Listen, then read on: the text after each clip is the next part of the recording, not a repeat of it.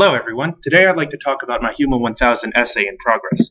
My name is Miguel Costa, and I'm in tutorial section T2M. My chosen essay topic is number 3. The Hebrew Bible talks about the privileges and costs of being favored and or designated to lead. Choose 2 or 3 stories that deal with such preferment and argue that they are either essential or irrelevant to understanding the experience of being a leader today. Do the biblical accounts shed light on the experience of being a leader today? How or how not? In a word, my answer is yes.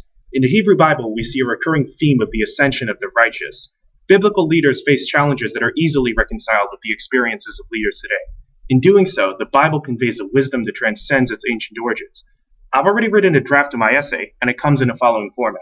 After an introduction, I have 3 sections. In each section, I take a story from the Bible and relate it to the experiences of a modern leader. Then I have a conclusion. My first story is the story of Joseph. The key takeaway for modern leaders from this one is that some essential skills are learned. Joseph is born a virtuous but arrogant and intelligent man. Through a series of harsh lessons, he learns the ways of the world. By the end of the story, he has become a savvy and deserving leader and has given dominion over all of Egypt. This relates readily to the story of Margaret Thatcher.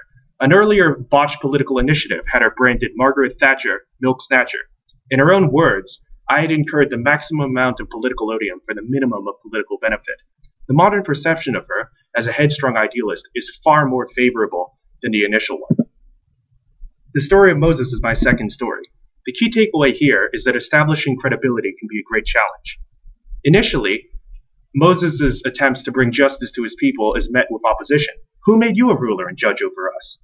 Only the word of God is able to help Moses convince his people and establish a following.